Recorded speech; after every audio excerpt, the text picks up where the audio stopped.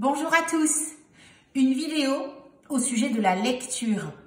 Vos ados sont en seconde ou en première et ils ont du mal à lire les romans que les professeurs de français leur donnent. Et c'est un vrai problème, peut-être des bagarres à la maison, parce que évidemment vous voulez qu'ils lisent, il y a un contrôle de lecture peut-être à la clé, à la rentrée. Et surtout, s'ils sont en première, eh bien, la lecture intégrale de l'œuvre est indispensable pour bien la connaître, pour présenter les textes à l'oral, ainsi que présenter son œuvre personnelle qu'il devra choisir parmi celles étudiées dans l'année.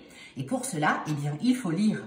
Oui, mais voilà, quand on a le rouge et le noir, parce qu'il est au programme encore cette année, c'est la dernière année, et qu'il est très épais, très long à lire, eh bien, comment est-ce qu'on fait devant un ado qui refuse complètement de l'ouvrir?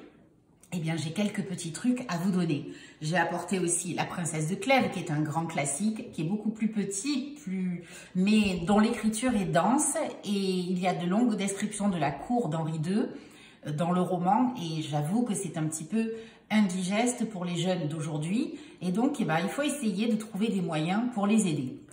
Premier moyen, d'abord, eh bien, je le conseille aussi à mes élèves et vous, parents, vous allez pouvoir vous en servir, c'est d'utiliser le livre audio. Le livre audio, eh bien, sachez que vous pouvez les trouver gratuitement sur Internet s'ils ont plus de 100 ans, ou alors avec des voix un peu plus modernes, d'acteurs, de comédiens de la comédie française souvent, vous avez l'application Audiolib qui peut vous servir pour cela. Eh bien, vous avez le livre audio que vous pouvez mettre à n'importe quel moment. Dans la voiture, par exemple, dans les trajets de bus. Moi, je conseille aussi à mes élèves, ils ont les écouteurs dans les oreilles, et bien dans le bus, je leur dis écoutez le livre audio, ce sera toujours ça de gagner. Et ça peut aider à rentrer dans l'œuvre. Bien entendu, ensuite, quand on est à la maison, eh bien, on prend le livre. Oui, mais on a déjà un peu écouté, eh bien, c'est très bien. On en est au chapitre 4. Et on fait l'effort de lire le chapitre 4. Et vous leur dites, allez, tu lis le chapitre 4 et ensuite tu auras encore 2-3 chapitres en audio si tu préfères. Pendant que tu marches, pendant que tu fais une activité qui ne nécessite pas de réflexion. Et vraiment, ça permet d'avancer dans la lecture. Donc, vraiment, pensez au livre audio. Les parents, vous êtes là pour les accompagner et si vous voulez les aider au mieux, eh bien, intéressez-vous à la lecture. Voyez le résumé, lisez en même temps qu'eux pour leur poser des questions tout au long de la journée ou le soir à table. Et qu'est-ce que tu penses de Julien Sorel? Comment tu penses qu'il a réagi, etc.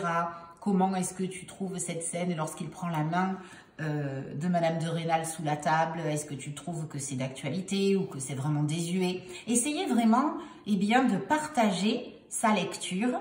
Même si effectivement ça peut être un grand effort pour vous, mais en même temps ça peut être aussi quelque chose d'agréable si vous, parents, vous êtes lecteurs.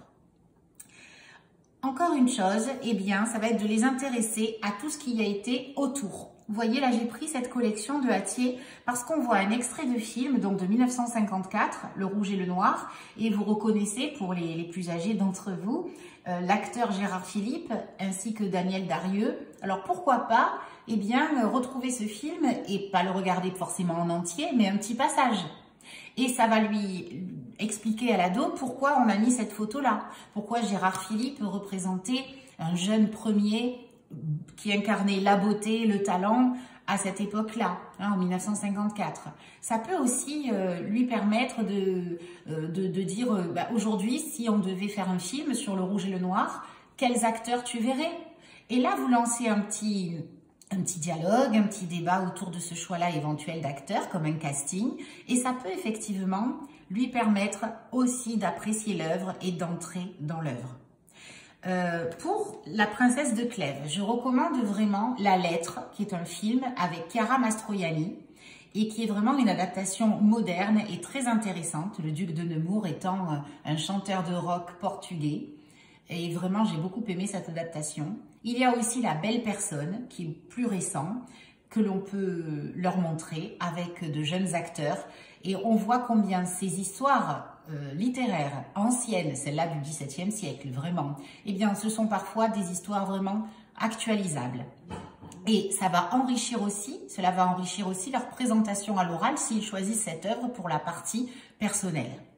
Alors, à vos lectures, bon courage les parents, aidez vos ados et puis expliquez-leur que grâce à la lecture, ils vont pouvoir entrer dans le monde, dans la vie, dans la société de tous les jours avec un atout et une valeur ajoutée.